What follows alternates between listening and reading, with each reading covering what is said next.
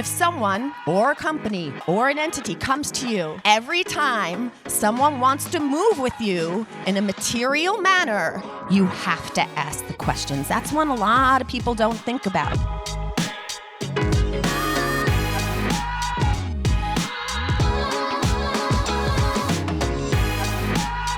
There we are. Good afternoon, everyone.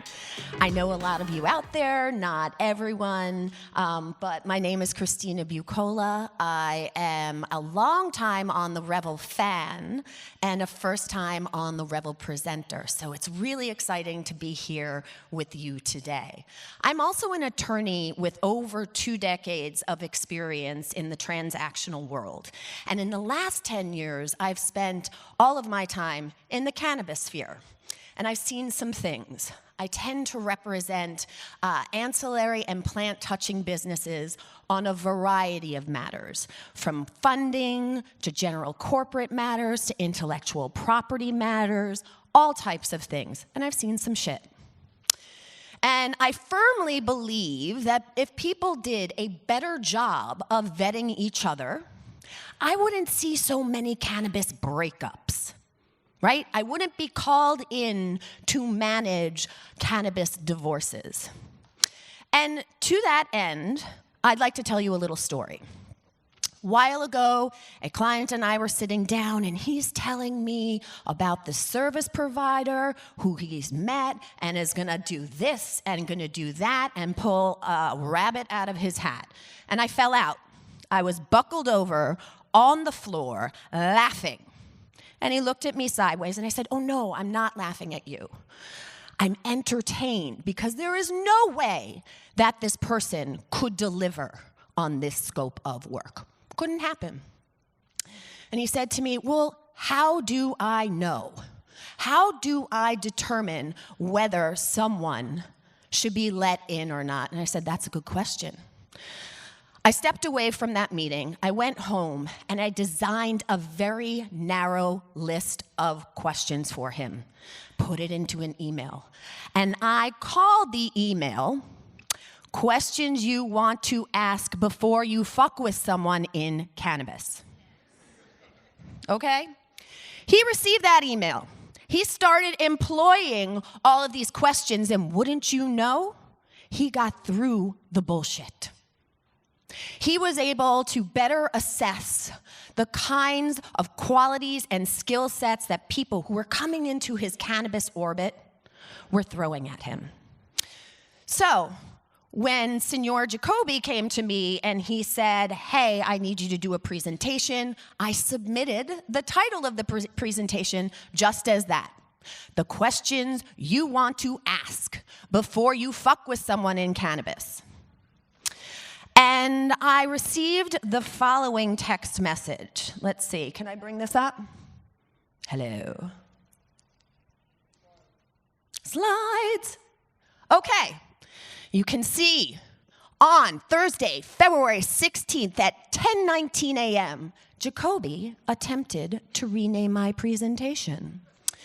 He said, "Let's make this 7 questions you need to ask before you take money or sign a partnership." I said, "No, it is broader than that." He asked for clarification. I said, "These questions need to be asked as soon as someone enters the cannabis orbit. It's way before money. It's way before partnership." And he said, "Okay, ho. Would you entitle it?" And I wrote back and I said, I assured him that this ho right here would give it the title of "What Questions to Ask Before You Fuck With Someone in Cannabis." And I proved my point. So hence, you are here at this presentation today. So, as promised in my text to Jacoby, and as a seminal part of this presentation, I want to define what that means. Who am I clicking at? Here? The middle? Oh, here we are. Okay, let's work on a definition of fuck with. Fuck with is a phrasal verb. And it means, for purposes of this presentation today, to move with someone in a material manner that has potential substantial and everlasting legal, business, and reputational impacts. Again, to move with someone in a material manner that has potential substantial, everlasting legal, business, and reputational impacts. That's a lot of words. Quicker to say to fuck with someone. Okay, to that point. Now, you kind of understand there are going to be certain relationships you automatically apply these questions to, right? When you're thinking about your professional service providers, attorneys, accountants, anyone you're going to hire for your C-suite, anyone you're going to put on an advisory board, your board of directors, your board of managers, right? People who are going to write your application, people who are going to fundraise for you. Naturally, you're going to ask this question. But I want to talk about other places where you're going to want to ask these questions that isn't necessarily as straightforward. You all know I'm not good with technology. Okay, yay. All right, let's talk about these other relationships. And I want to be clear here. I'm going to say someone, people, folks, but it means more than just the individual. You got to look at the person, the entity, the not-for-profit, the legal services organization, the foundation, what have you, that person is associated with, right? And so if someone or a company or an entity comes to you and they say, let me make some introductions to you, let me give you some access. That access could be to money, to services, to brands, introductions. You got to ask the questions. If someone comes to you and says they have a skill set, you got to ask the questions. Or their experience is going to match your business, you got to ask the questions. If someone says they want to collaborate with you, you have to ask the questions. That's one a lot of people don't think about. Someone wants to do an event with you, ask the questions. Someone wants to offer you sponsorship, ask the questions. If someone wants to design your logo, your website, your packaging, you ask the questions. So every time someone wants to move with you in a material manner that has potential substantial and everlasting legal, business, and reputational impacts, you ask the question. Okay, so now on to the questions, right? Important that we ask the question. The number one question that we ask is, who? Who? Who? Just like an owl, the wise owl. Who? Right? Who is this person who wants to fuck with you in cannabis? Number one thing you got to ask. So, at this point in the world, we're all semi-stalkers, sleuths, and we have the internet. So we're going to be doing all of our internet searches. We do the Google. Oh, look at that. They're on a list. Oh, look at that. They're in this article. They were on that panel. Great. Look at their IG.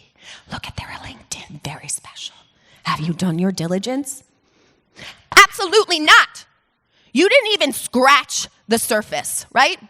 What you did is you got a very, very, very, very public idea of who this person is that has told you nothing. So, in your effort to ask who, we have new questions that you are going to ask the individual. So let's talk about those questions. Slide.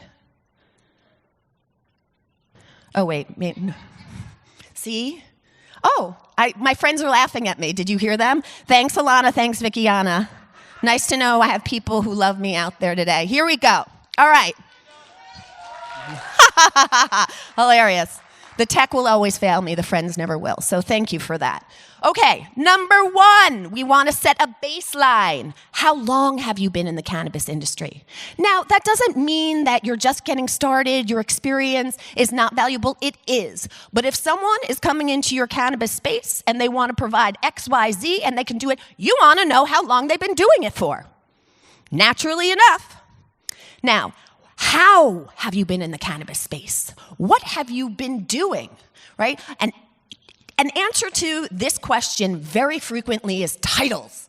I was president, I was coordinator, I was this, I was that. What does that tell you? Absolutely nothing. So if someone is throwing titles at you, I want you to throw back at them, what are the activities that were associated with this title? A lot of people take mantles out there for projects that I worked on, and I know what their involvement was or not. Very interesting to see the titles that they come up with. The next one.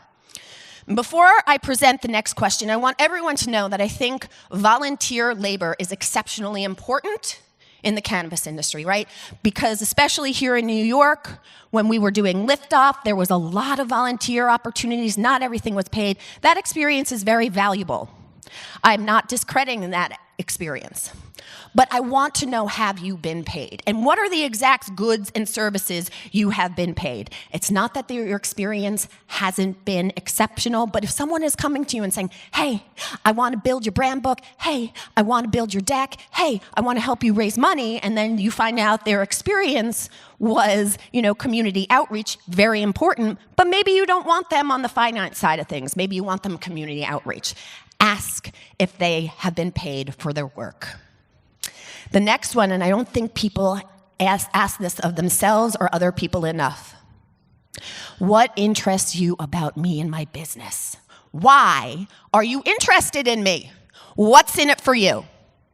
A lot of times what's in it for them is going to be money, but I want to warn you, that's not the only thing that people are after.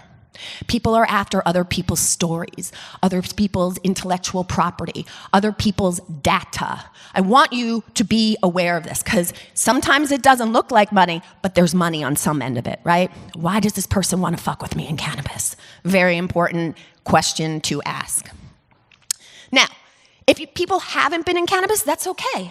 I've been doing this for a long time, but I was new at one point too, right? So if someone wants to get into cannabis and they say, hey, I have a skill set, I can apply this to your business, great. What is that skill set?